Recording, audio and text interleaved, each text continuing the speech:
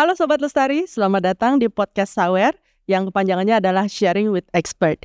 Podcast ini merupakan program dari Yayasan Konservasi Alam Nusantara atau YAKAN sebagai wadah berbagi informasi tentang konservasi, khususnya di bidang kelautan dan ketahanan pesisir.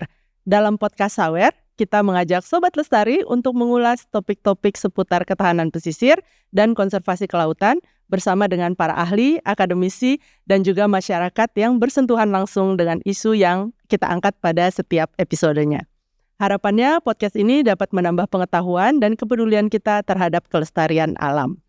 Pada episode kali ini, saya Mariski Nirwan, Senior Manager Coastal Resilience YAKAN, akan menjadi host untuk perbincangan hangat kita seputar tema Suara dari Pesisir, menyelami keanekaragaman hayati di tepi laut. Tema ini sejalan dengan perayaan Hari Keanekaragaman Hayati yang diperingati setiap tanggal 22 Mei. Mungkin Sobat Lestari juga pernah nih mendengar bahwa dunia, termasuk Indonesia, saat ini sedang dihadapkan dengan triple planetary crisis atau 3 krisis planet. Persatuan Bangsa-Bangsa, the United Nations, menggambarkan triple planetary crisis ini sebagai 3 krisis lingkungan yang saling bersinggungan, yaitu polusi, krisis iklim, hilangnya keanekaragaman hayati atau krisis ekologi.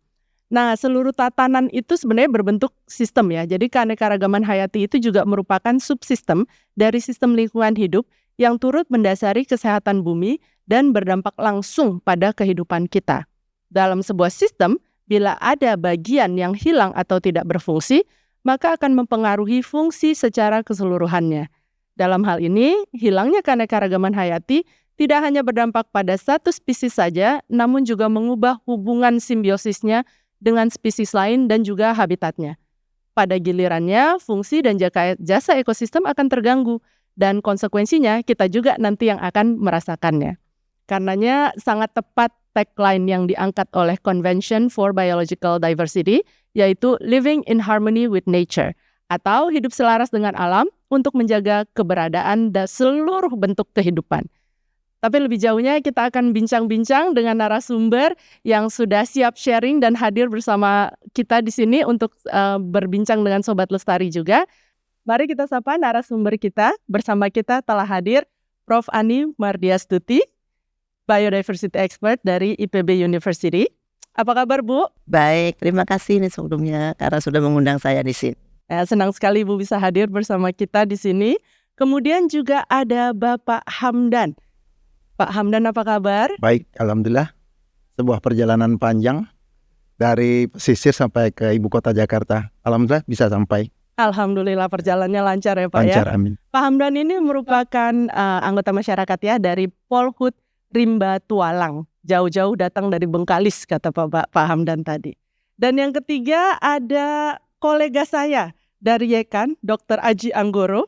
Apa kabar Aji? Baik Mbak, alhamdulillah, terima kasih sudah melibatkan saya dalam podcast kita kali ini. Nah ya, sama-sama Ji, semoga kita bisa ngobrol-ngobrol lebih banyak dengan para kedua narasumber kita lainnya ya.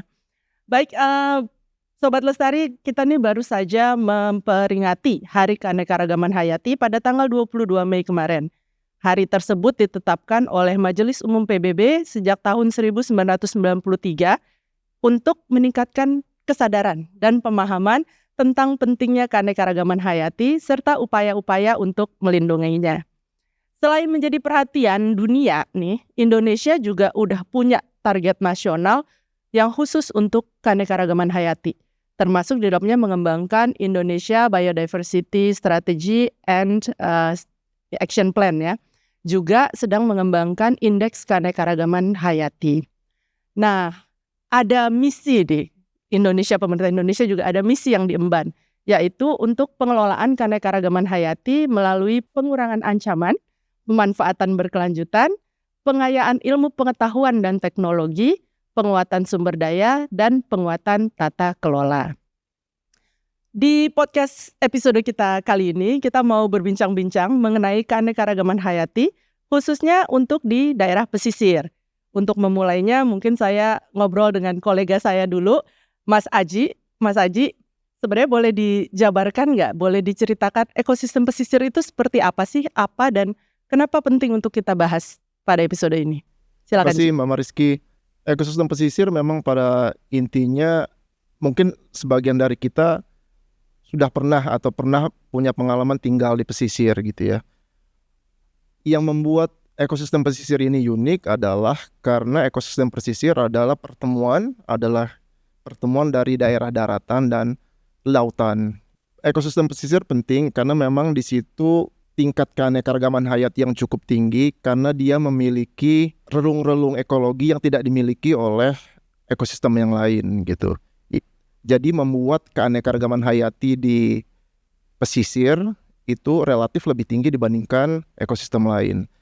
Sebenarnya ekosistem pesisir itu masuk ke diantaranya mangrove dan juga coral reef atau terumbu karang, seagrass dan mungkin itu tiga ekosistem atau 3 vegetasi utama yang membentuk ekosistem pesisir. Lalu kenapa ekosistem pesisir ini penting?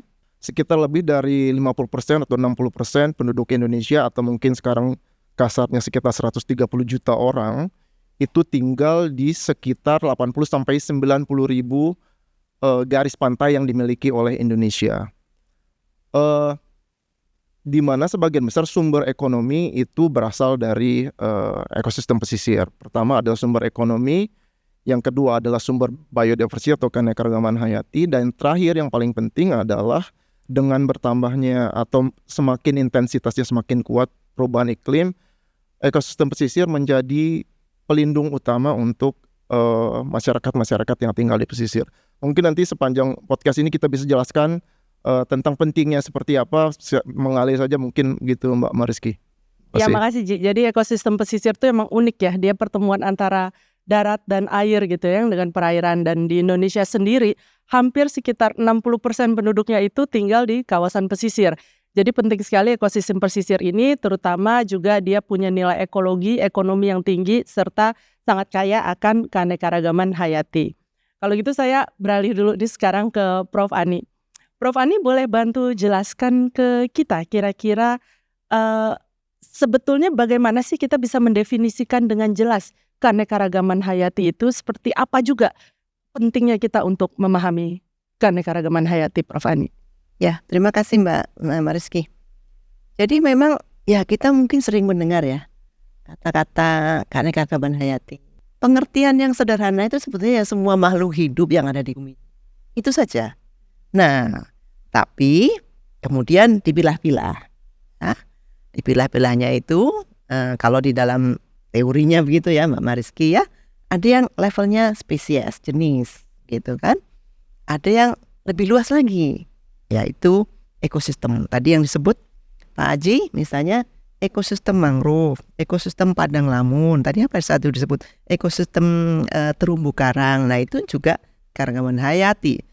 Tapi di bawah itu kan satu ekosistem ini banyak jenis-jenis atau spesies yang ada di situ. Itu juga merupakan keanekaragaman hayati. Bahkan keanekaragaman hayati ini bisa lebih kecil lagi, yaitu pada level gen, ya, genetik. Misalnya apa? Kalau dalam kehidupan sehari-hari misalnya, kita di kebun kita ada banyak jenis di pekarangan misalnya, ada jenis tumbuhan atau tanaman ya kalau yang kita tanam. Ada, nah itu berarti apa? Itu adalah jenis ya, spesies. Kemudian ada pisang. Nah ini pisangnya macam-macam. Ada pisang tanduk, ada pisang kepok. Nah itu walaupun sama-sama pisang dia memang berbeda karena genetiknya berbeda. Sehingga di sini kita bilang secara genetik dia juga berbeda. Jadi intinya adalah kita punya keragaman makhluk hidup pada berbagai tingkatan. Dan mengapa ini kemudian menjadi penting? Ya sebetulnya sehari-hari kita tergantung sekali ya Mbak Mariski ya. Tadi pagi kita makan sarapan pakai apa? Mungkin makan nasi, beras ya. Dari mana? Itu adalah sesuatu yang hidup. Kita makan daging ya, kita makan yang lainnya ya. Jadi sebetulnya ya dari dulu kita ini tergantung kepada biodiversity ini ya, kepada keanekaragaman hayati. Hanya saja baru-baru ini saja kita bilang penting gitu ya. Ya nenek sejak dahulu nenek moyang kita sudah pakai ya, kita makan gado-gado itu semuanya adalah dari keanekaragaman hayati. Kalau dari pesisir kita makan ikan, semua ikan adalah keanekaragaman hayati. Kita tinggal di kota, ekosistem perkotaan ini juga sebuah keanekaragaman hayati. Dan itu kita harus, ya kalau bahasa Jawa sekarang, harus wajibin kudu ya. Kita lestarikan. Mengapa kita lestarikan? Ya karena kita penting. Nah kalau tidak ada, nanti kita makan apa ya, misalnya kan yang jelas lah untuk kepentingan kita. Makasih Prof. Ani. Jadi tuh kalau dalam satu piring kita aja ternyata ya satu makanan itu banyak keanekaragaman hayati yang sudah berada di dalam satu piring itu. Itulah kenapa kita jadi penting sekali untuk memperhatikan keanekaragaman hayati. Mungkin nanti kita bisa ngobrol lebih jauh. Sebenarnya kalau kita ingin mendefinisikan mana yang perlu duluan dilestarikan atau prioritisasi atau bagaimana, mungkin nanti kita bisa diskusi lebih lanjut ya. Tapi mungkin saya sekarang ke Pak Hamdan dulu. Pak Hamdan, salah satu pesan penting terkait dengan keanekaragaman hayati tadi itu kan hidup selaras dengan alam. Nah, Pak Hamdan mungkin bisa cerita kalau di masyarakat, di Kabupaten Bapak, di desa Bapak tuh seperti apa? Apakah mereka juga sudah memahami, mengetahui dan mengerti lah gitu bagaimana fungsi dari keanekaragaman hayati ini dan bagaimana tadi bisa hidup selaras dengan keong-keong yang ada di mangrove dan sebagainya gitu Pak. Silakan. Ya, terima kasih. Pada prinsipnya kita dan kami sebagai masyarakat pesisir itu berpikir bahwa masyarakat pesisir itu apakah masyarakat yang jauh dari perkotaan atau masyarakat pesisir itu masyarakat yang tinggal di tepi laut atau segala macam. Tapi pada prinsipnya kita sudah berpikiran bahwa kita berkongsi hidup dalam suatu alam yang terdiri dari berbagai macam kehidupan di daerah terisolir atau terpinggirkan itu, daerah-daerah pesisir itu ternyata saling membutuhkan. Dan hari ini masyarakat sangat paham sekali bahwa dalam ekosistem pesisir itu banyak hal-hal yang dirasakan masyarakat itu menjadi peluang-peluang bagi kehidupan masyarakat. Tadi sudah dijelaskan oleh Profesor begitu banyak makanan di situ, dan kami di situ tahu betul bahwa mana boleh yang dikonsumsi, mana yang tidak, mana yang bisa dimanfaatkan, mana yang juga yang tidak. Dan di situ juga banyak tumbuhan-tumbuhan. Kalau daerah kami itu karena mangrove lebih banyak, itu jenis mangrove itu kami hafal semua. Masyarakat itu sudah sangat hafal semua, ya kan? Dari lautnya sendiri, dari yang terdepan sekali, itu jenis pohonnya juga masyarakat itu sudah memahami. Dan pentingnya juga sudah tahu. Dan jenis hewan yang tinggal situ mereka sudah tahu juga, kita sudah tahu. Kemudian ada yang bagian agak tengah itu tumbuhannya apa juga, sampai yang daerah ke belakang sekali yang bisa dicocok tanam yang kita kenal dengan daratan. Jadi kalau dipertanyakan bagaimana kami harus melihat keanekaragaman segala macam itu, tinggal bagaimana caranya untuk mengenalkan masyarakat lagi fungsinya itu lagi, ya kan? Fungsi harus melestarikan seperti apa, fungsi untuk memanfaatkan itu seperti apa. Saya kira ini perlu pencerahan dari kita semua. Nah itu menarik sekali tuh Pak. Saya sangat happy gitu ya mendengarnya bahwa sebenarnya masyarakat di pesisir tuh kearifan lokalnya sudah ada gitu ya, dan mereka memahami pentingnya keanekaragaman hayati serta penjaga ekosistem yang ada karena menunjang kehidupan mereka juga. Nanti kita mungkin bisa ngobrol sedikit lagi mengenai contoh-contoh seperti apa sih gitu ya yang sudah dilakukan oleh masyarakat di tempat Bapak. Tapi mungkin saya balik lagi ke Prof. Ani dulu nih, Prof. Ani. Baru-baru ini nih ya kan kami bersama Prof. Ani sedang mencoba untuk mengkaji gitu ya valuasi dari keanekaragaman hayati ini. Ini walaupun tahun 93 baru mulai diperingati Hari Keanekaragaman Hayati, tapi sekarang ini makin menggebu-gebu gitu ya Prof kayaknya ya. Perhatian dari dunia internasional juga terhadap keanekaragaman hayati. Nah supaya kita juga nggak salah kaprah nih atau hanya mengikuti tren, bagaimana menurut Prof. Ani yang sepertinya kita lakukan atau kita perhatikan supaya memastikan bahwa kita melestarikan keanekaragaman hayati itu dengan benar gitu, Prof. Ani, silakan. Nah, pada saat sekarang seharusnya kita semua sudah paham betul ya, bahwa kalaupun kita melestarikan, bukan kalaupun ya, kita wajib melestarikan ini sebetulnya adalah untuk kita sendiri. Ya, untuk kita sendiri saat ini, mungkin juga untuk anak cucu kita bolehlah, tapi yang penting adalah untuk memang manusia, bukan untuk siapa-siapa ya. Nah, bagi kita yang mengelola keanekaragaman hayati itu yang penting namanya juga keanekaragaman. Tidak berarti bahwa misalnya begini, ini banyak ini, pohonnya banyak atau ikannya banyak, tapi jenisnya itu saja. Kita melihat ke pantai banyak, tapi ternyata bulu babi semua, ya kan? Nah, kita tahu misalnya bulu babi, wah ini kurang bagus ya. Tapi kita inginnya misalnya lihat ke pantai, yang banyak ya. Mangrove-nya tadi Bapak sampaikan ya Pak ya, jenisnya banyak. Kalau kita masuk lagi diving sedikit atau snorkeling, jenis-jenis coral reef, terumbu karangnya itu juga banyak ya. Jadi kita pertama harus mempertahankan keberagaman ini. Ya. Nah, jadi itu yang kita tidak boleh lupa. Ya, seringkali kita lupa ya, kadang-kadang begini ya. Ini mungkin contohnya untuk misalnya beras ya, padi ya. Padi itu kita kan lama-lama jenisnya sudah semakin sedikit gitu kan. Sekarang kita terasa, oh iya ya, kita perlu padi yang bisa tumbuh di rawa misalnya kan, untuk urusannya dengan climate change tadi, terkaitnya dengan triple planetary crisis tadi kan. Jadi kita ingat lagi, oh ya harusnya kita juga melestarikan semua jenis padi, bukan hanya padi yang kita ciptakan supaya produksinya banyak, contohnya seperti itu ya. Oke, kita menciptakan yang produksinya banyak, tapi yang galur-galur murni itu tetap kita pertahankan. Nah, di daerah pesisir, satu adalah ragamnya harus banyak, dua jumlahnya juga banyak, tiga kualitasnya juga bagus ya. Nah, yang kualitas ini kita seringkali untuk daerah pesisir ini, karena pesisir ini menerima banyak limpasan mungkin ya dari daerah yang di darat ya, misalnya ada erosi ya, yang tadinya muara sungai itu warnanya bening bagus tiba-tiba jadi keruh ya Pak ya, mungkin Bapak sudah merasa begitu ya.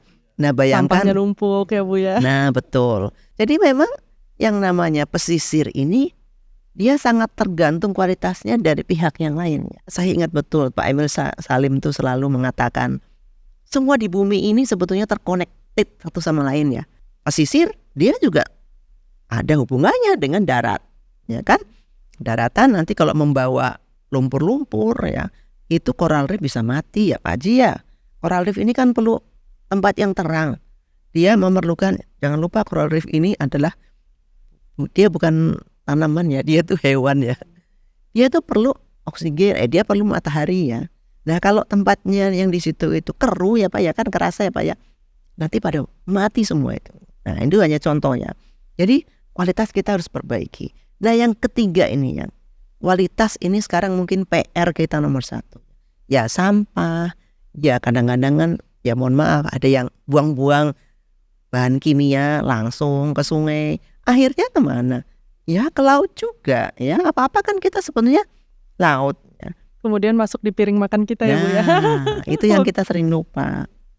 Tiba-tiba ternyata kita makan, loh ini ikan dari mana? Misalnya dari Teluk A, dari sungai ini ya, muara sungai ini ya. Itu kan akhirnya ke kita juga gitu ya. Jadi banyak yang sifatnya itu semacam bumerang ya. Ini yang di dalam ilmu ekologi namanya bumerang ekologi ya.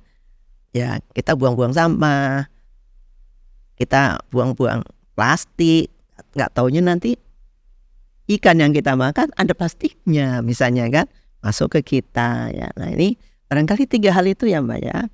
Kita harus perhatikan ya kualitasnya, ya jumlahnya, ya keberagaman. Supaya nantinya ke depannya kita menjadi lebih, kalau saya bilang ya, sejahtera barangkali ya, dengan memanfaatkan ya, mungkin tidak hari ini kita bicara tentang pesisir ya Mas Aji ya, tapi sebetulnya di hutan juga, di kota juga. Iya betul sekali. Jadi memang keanekaragaman hayati itu berada di semua ekosistem gitu ya. Tapi kita tadi mendapatkan kisi-kisi nih dari Prof. Ani bahwa untuk melestarikan keanekaragaman hayati ini ada beberapa faktor yang perlu kita stres gitu, yang perlu kita tekankan. Pertama adalah keberagaman jenisnya itu perlu dijaga. Kedua, jumlahnya, jadi kalaupun beragam jangan cuma ada satu gitu ya.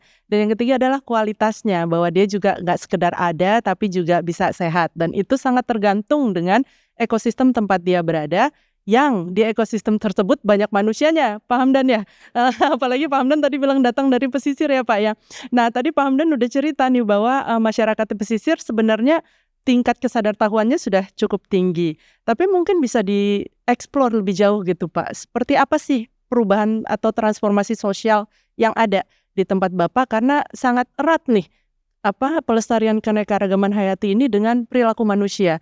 Mungkin ada contoh-contoh atau apa yang sudah dilakukan dari Polhut Rimba Tualang juga? Ya, baik. Saya ada 3 hal yang ingin saya sampaikan. Jadi yang pertama itu kami seperti sudah terasa. Kalau kami ibaratkan semacam pohon pisang adalah kesatuan yang kalau kita ambil pesisir, kami orang pesisir, tapi garis kami ambil katanya sisir. Kalau di pohon pisang itu ada kesatuan disebut tandan. Ya kan? Dari tandan ada kesatuan, dari terluar, di tengah, dan yang terakhir. Ada susunan. Sisir itu adalah susunan-susunan. Tatanan hidup. Ya kan? Tatanan hidup di laut, berbagai macam biota laut. Ya kan? Segala macam. Kemudian tatanan hidup di pantai. Itu tadi. Kemudian juga kalau kita melihat, kami percaya betul bahwa sisir itu adalah sebuah benda mati sebetulnya. Yang pada gunanya juga, kalau benda mati itu kalau jatuh pada tangan orang yang benar, dia akan menjadi tatanan yang baik. Contohnya sikat sajalah. Itu kita sebut sisir. Tapi untuk kebaikan akan menjadi bagus. Orang yang beracak-acak, hutan yang acak-acak kalau ditata akan menjadi bagus lagi. Inilah suatu kesadaran masyarakat itu sebetulnya ada bagi kami. Dan yang terakhir, sisi yang terakhir yaitu kalau sisir itu dipahami oleh manusianya, oleh aparat, dia akan mensisir mencari barang yang hilang. Ya kan? Barang yang mungkin selama ini ada sudah hilang. Ini kan perlu ada semacam restorasi lagi, perbaikan lagi gitu kan. Kemudian juga sisir bagi kami masyarakat pesisir, kalau bahasa kami itu disebut mengise atau mencari makanan di pinggir laut. Ya kan, dengan keberagaman hayati, dengan ekosistem yang terjaga itu lebih beragam lagi yang dapat dipenuhi kan. Lebih-lebih dari adat lokal di situ kan. Alhamdulillah masyarakat dulu ada masyarakat suku aslinya, masyarakat pendalamannya. Sekarang sudah mau bergabung dengan kita. Ya kan? Salah satu bergabung kita dibentuk satu desa itu, kita tergabung dalam masyarakat mitra polisi hutan. Kita melakukan patroli, kita melakukan penyadaran bagi mereka, dan mereka juga mengajarkan apa-apa hal yang boleh dilakukan dan apa-apa hal yang tidak boleh dilakukan menurut adat istiadat. Salah satunya adalah sejenis lebah madu. Ada pohon yang besar, mereka tahu betul pohon ini tidak boleh tebang. Karena pohon ini tempat tinggal lebah gitu kan, yang sewaktu-waktu bisa diambil oleh mereka. Dan begitu juga di lautnya itu kan, mereka tahu betul semacam adat istiadat sebetulnya, ya kan? Ada pantang larangannya, walaupun tidak secara tertulis. Oh, tempat ini agak harus dijaga, gitu ya. Sebetulnya sudah tumbuh itu kan bagi mereka. Cuma dari zaman ke zaman ini kan ada perubahan terjadi. Maka saya kira untuk itu semua ada hal alternatif sebetulnya, pengalihan pendapatan mencari ekonomi, ya kan, dari masyarakat, dari turunan masyarakat ke masyarakat itu yang perlu ada semacam budidaya, ya kan, budidaya pelestarian. Ini yang perlu ditanamkan kepada generasi-generasi yang masih muda itu tadi, supaya adat istiadat dari datuk nenek moyang kita itu bisa tetap terlestarikan itu.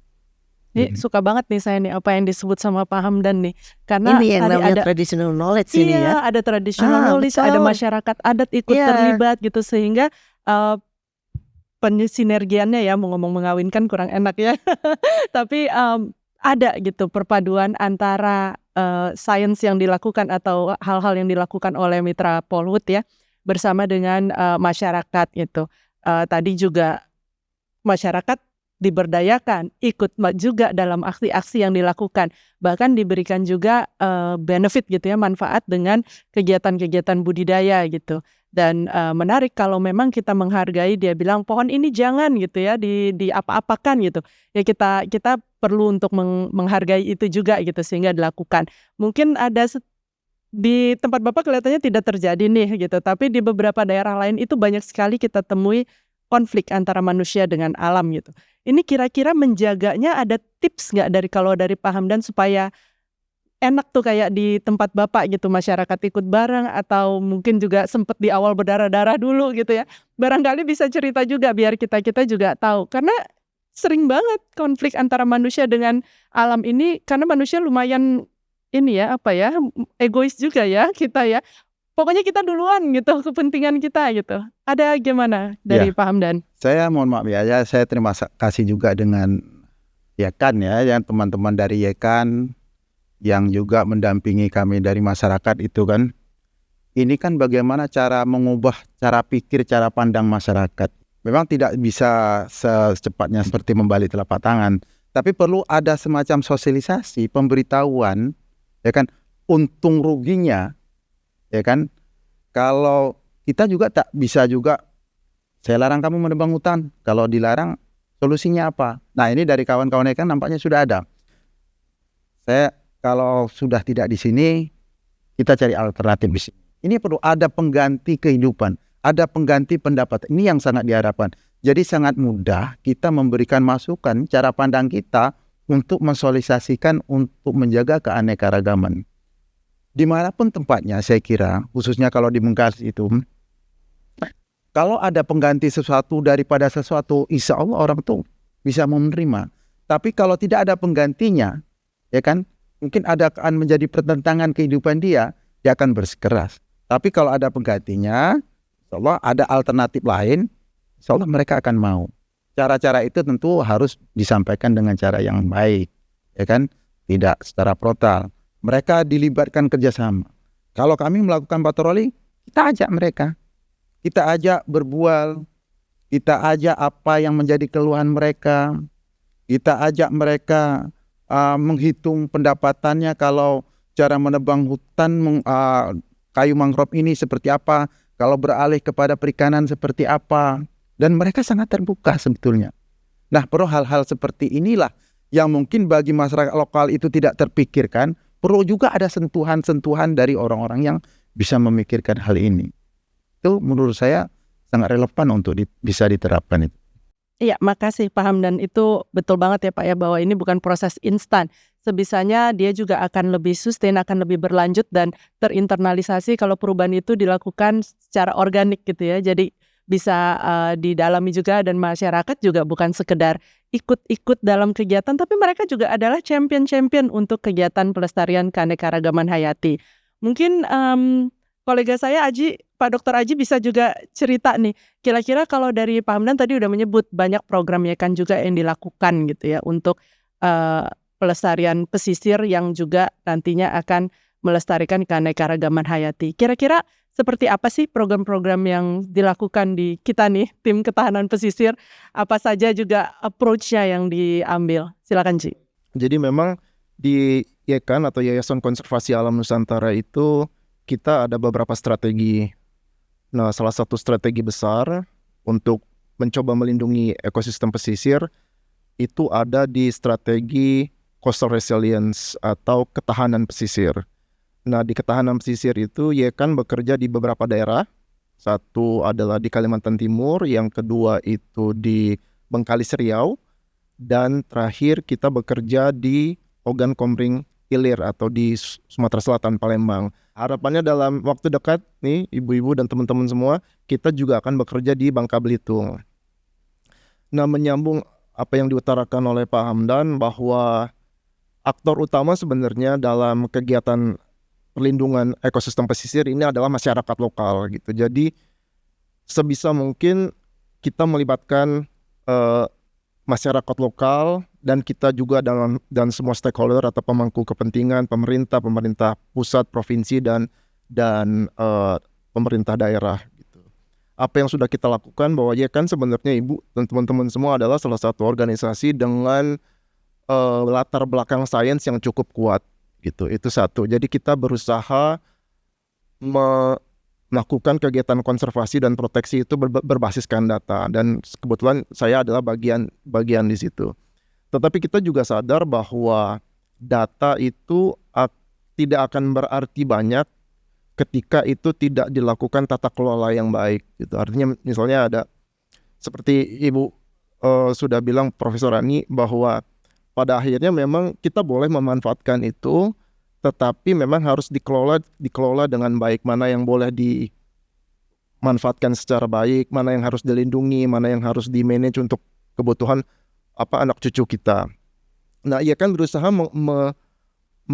berkontribusi di bidang itu, di bagaimana melakukan tata kelola yang baik, di mana tata kelola yang baik itu harus melibatkan semua pihak. Ya kan, misalnya banyak terlibat dalam pembentukan peraturan desa, terus juga banyak terlibat di konservasi di level provinsi, dan juga kegiatan konservasi di level nasional.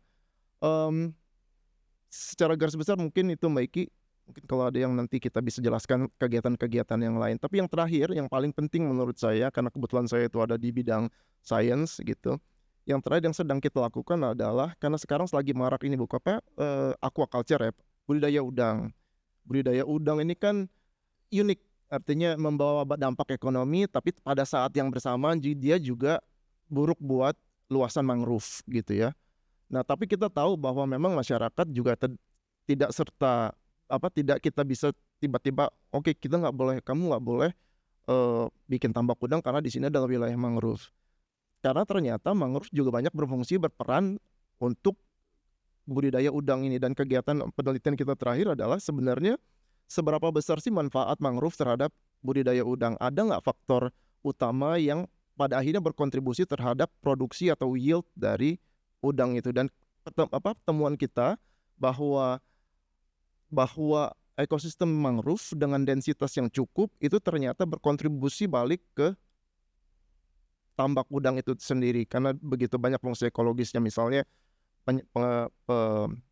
pengaliran air dan sebagainya. Jadi memang tidak bisa dipisahkan antara mangrove dan tambak udang itu sendiri. Begitu Mbak Iki. Ya, ini kebetulan karena saya satu tim nih dengan Aji, memang itu yang kita coba upayakan Prof. Ani, Pak Hamdan. Jadi kita selalu di tahun pertama kita turun ke sites manapun pasti kita berusaha mengembangkan basis data ilmiahnya dulu gitu, supaya ada dasarnya gitu ya, kita melakukan sesuatu nggak asal-asalan gitu ya, nggak acak-adut kalau bahasa kerennya barangkali. Nah, itu kemudian kita juga mengembangkan program yang komprehensif, yang terintegrasi mulai dari tata kelola, baik itu penguatan lembaga-lembaga pelaksana sampai dengan pengembangan peraturannya. Kemudian kita juga melakukan teknik konservasinya itu, apakah itu restorasi, apakah itu pemantauan keanekaragaman hayati, dimonitoring gitu ya setiap tahun dan sebagainya. Sampai kita juga menyadari apa yang Pak Hamdan tadi sampaikan, bahwa masyarakat ini sangat dekat di ekosistem itu dan mereka memerlukan penghidupan juga tetap. Jadi apakah itu kita mengembangkan alternatif penghidupan atau memperbaiki proses penghidupan mereka dengan lebih ramah lingkungan, barangkali seperti itu ya. Sampai terakhirnya kita mengajak publik dengan kegiatan-kegiatan, salah satunya seperti podcast ini gitu, supaya dukungan seluruh pihak juga bisa terbangun. Dari apa yang tadi Aji juga sudah jabarkan, Prof. Ani, saya ini sebenarnya sangat concern untuk tahu nih, kalau pandangan dari Prof. Ani, gimana sih supaya kita tuh bisa memastikan giat-giat atau kegiatan yang dilakukan oleh berbagai pihak ya, baik itu masyarakat, kami sendiri dari organisasi, itu memang lumayan bisa tepat lah gitu. Jadi tidak ada maladaptasi atau kita lagi melestarikan mangrove tiba-tiba ada adverse effect atau efek yang tidak baik ke ekosistem lain. Apa sih yang perlu diperhatikan di situ, Prof. Ani? Ya, ini sebetulnya pertanyaannya sulit sekali dijawab ini ya. Tapi intinya begini ya, Mbak Iki ya. Pada saat saya yakin juga teman-teman di lapangan ya, masyarakat lokal begitu yang melakukan sesuatu, itu selalu dipikirkan dampaknya apa ya, kemudian berpikirnya juga jangka panjang ya, berpikirnya juga bagaimana supaya misalnya satu lahan ini bisa mendapatkan manfaat yang sebesar-besarnya.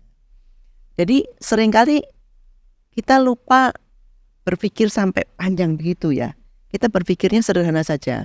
Contohnya untuk yang buka aquaculture, tambak ya gitu ya. Saya mendapat banyak informasi juga, saya baca-baca ini ternyata tambak itu semakin lama produktivitasnya semakin menurun misalnya kan ya. Tempat Bapak juga ya itu. Nah, ini kan sebetulnya sesuatu yang kita tidak harapkan. Saya tidak anti tambak ya, saya juga senang udang soalnya ya. Tapi begini, boleh kita buka ya. Tapi ya jangan semuanya begitu kan. Karena apa tadi? Mangrove ternyata penting ya bagi tambak. Tambaknya ini juga kita perlu pertahankan. Kalau bisa jangan terlalu luas, tetapi kita serius menanganinya di situ ya. Serius dalam arti ya jangan diberi macam-macam sehingga kemudian malahan membuat tambak itu menjadi tidak sehat secara kualitas ya. Tapi bagaimana caranya ya, mungkin intensivitas tambak intensif ya, diurus ya. Saya pernah jalan-jalan ke Muara Mahakam ya. Itu saya lihat juga, ini saya bilang ini tambak masih ada orang yang punya, masih gitu. Kok rasanya ditinggal terus? Ini benar nggak, udah mereka udah motong-motong mangrove ya. Waktu itu sebetulnya kejadiannya adalah saya membantu Pertamina di sana. Ternyata Pertamina ini tempatnya dia di agak lepas pantai, burungnya banyak burung ke situ, nangkring di situ sehingga merusak alat-alat di situ. Setelah dicek, mereka nanya, Bu, ini kami harus bagaimana? Ternyata apa? Karena mangrove-nya yang rusak ya. Jadi memang kerusakan itu kan bisa dirasakan oleh orang lain ya kan, tidak hanya oleh areal di situ saja. Jadi burungnya akhirnya ya semuanya berpindah begitu dalam tanda kutip ke tempat punyanya Pertamina Hulu Mahakam itu waktu itu ya.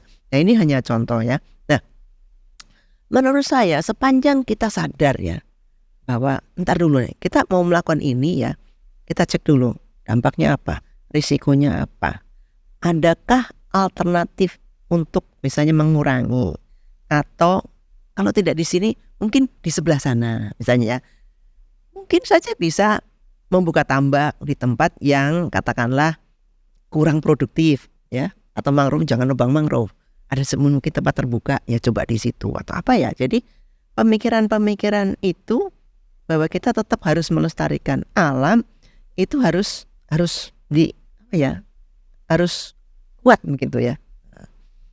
Saya memang paham bahwa pada saat kita melakukan suatu pembangunan atau membuka lahan atau apa ya, itu pasti ada kontroversinya ya.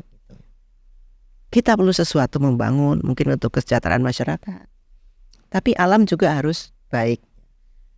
Jadi kita cari jalan tengahnya seperti apa. Kalau kita memerlukan tambak, kita mesti pikirkan, bentar dulu, kita perlu tambak, tapi kita juga perlu mangrove. Kan tadi ya sudah dibuktikan bahwa mangrove kan terkenal juga, mangrove ini adalah tempat pemijahan ikan kan, gitu. Juga kalau ada tsunami atau mudah-mudahan tidak ya Pak ya. Mudah-mudahan enggak. Tapi kalau Bengkalis aman. Abrasi juga, abrasi ada di Bengkalis gitu kan. Dengan adanya mangrove, betul. Dengan adanya mangrove bisa tertahan gitu. Jadi semua komponen-komponen di dalam ekosistem ini sudah yang oleh Yang Maha Kuasa itu diatur ya. Ada manfaatnya. Tinggal kita bagaimana caranya supaya memanfaatkan kondisi-kondisi ini ya dengan cara yang lebih baik ya. Saya kira kearifan lokal di mana-mana itu sudah cukup ya Pak. Ya kita tinggal cek saja misalnya, oh ternyata di sini ada kearifan lokal tadi. Saya terkesan sekali Pak yang tadi tentang sisir-sisir itu Pak ya. Nah ini bisa kita pelajari ya maunya apa ya. Dan beruntung juga kalau ada LSM seperti Yekan ya. Kami dari perguruan tinggi ya. Tentunya kalau perguruan tinggi ini ya mungkin teori kuat ya Mas Aji ya. Tapi pada saat melakukan menyampaikan sesuatu kepada masyarakat, wah kita mah kalah jauh dibandingkan dengan LSM ya. Jadi kalau mahasiswa sih dimarahin bolehlah gitu ya. Tapi masyarakat lokal kan tidak bisa begitu ya. Jadi di sini juga kita perlu ada sinergi ya, kerjasama dengan banyak pihak ya, supaya nanti pekerjaan tadi itu ya, jadi lupa tadi pertanyaan utamanya. supaya memastikan bahwa ini kolaborasi ini memang penting, mengambil kearifan lokal, melibatkan seluruh pihak ini penting gitu. Cuman khawatir aja kadang-kadang kalau kita terlalu semangat gitu. Tadi Prof. Ani sudah menyampaikan kita harus berpikir jangka panjang nih. Dampaknya semua harus sudah dihitung dari awal, diperkirakan gitu ya. Jadi ada mitigasinya juga untuk memastikan bahwa yang kita lakukan bukan malah maladaptasi gitu ya dari apa yang tujuan utama yang pengen kita capai sebetulnya gitu. Tapi mungkin ada, kita udah ngomong kolaborasi, partnership gini, mungkin ada satu hal lagi mungkin Aji dulu nih. Aji, kadang-kadang kegiatan ini kan juga bukan kegiatan yang murah meriah gitu ya. Kita juga butuh pendanaan-pendanaan yang berkelanjutan gitu. Karena memang namanya kehidupan itu ya nggak cuma 1 bulan, 2 tahun atau berapa, tapi dia jangka panjang perlu diperhatikan. Kira-kira opsi-opsi pendanaan berkelanjutan seperti apa? Apakah melalui kolaborasi berbagai pihak atau lainnya? Mungkin sedikit aja kita bisa share. Makasih Mbak Itki pertanyaannya. Memang sekarang skema-skema pendanaan yang ada di level nasional itu juga semakin banyak ya, termasuk juga skema-skema pendanaan yang berasal dari internasional juga semakin banyak karena perhatian dari dunia global sendiri dan nasional itu semakin melimpah tentang hubungannya dalam mendukung pelindungan keanekaragaman hayati. Jadi memang pemerintah daerah juga pemerintah desa juga bisa proaktif untuk mencoba memanfaatkan pendanaan-pendanaan itu. Ada skema-skema lain yang sekarang juga banyak didiskusikan walaupun belum secara final, tapi mungkin pemerintah daerah juga bisa aktif untuk mengapproach atau mendekati skema-skema tersebut. Iya, betul sekali tuh Pak Hamdan. Jadi kalau semangat yang ada di Bengkalis ini kan masih berkobar gitu ya.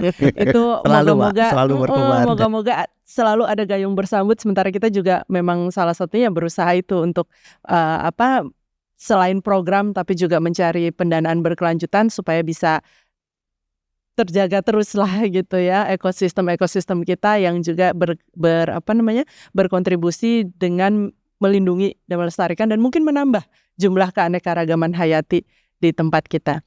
Tapi ini kayaknya waktu kita semakin habis teman-teman. Sobat Lestari, kita tadi sudah mendengar mengenai apa itu keanekaragaman hayati, mengapa keanekaragaman hayati itu penting, karena sangat langsung ya, dekat, berpengaruh secara langsung, direct banget ke kehidupan kita, hingga bagaimana kita bisa berupaya untuk menerjemahkan konsep-konsep dan pengetahuan mengenai keanekaragaman hayati ini menjadi tindakan konservasi.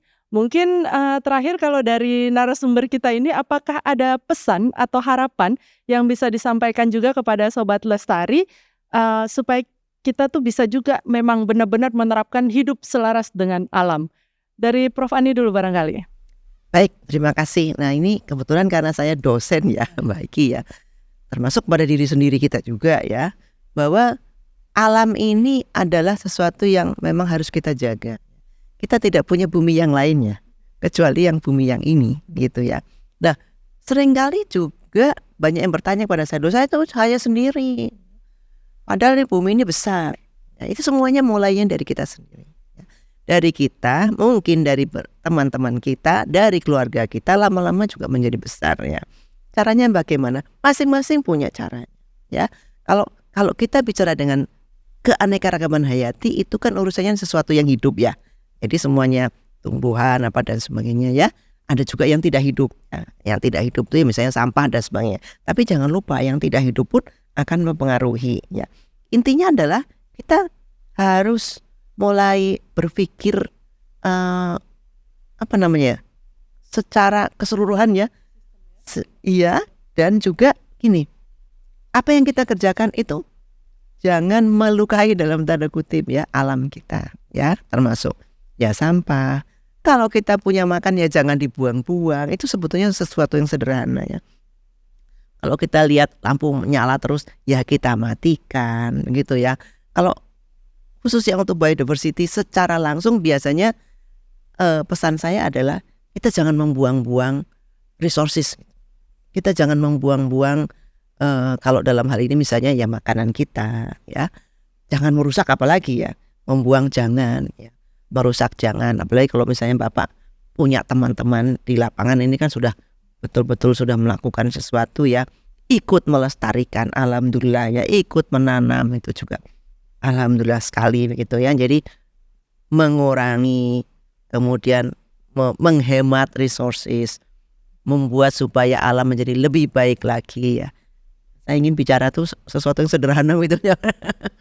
Itu saya kira yang sangat penting. And there is no planet B ya Bu ya. Jargon itu sempat no planet B. Rame beberapa dekade terakhir ini, karena memang tidak ada lagi kita mau tinggal di Betul. mana kalau tempat tinggal kita sendiri kita jadikan tempat sampah tadi ya, Iya. tempat kita sia-siakan gitu. Jadi kita semua sebenarnya bisa melakukan aksi tadi Prof. Ani bilang kecil dari diri sendiri, ajak teman, ajak keluarga, lama-lama menjadi besar gitu ya.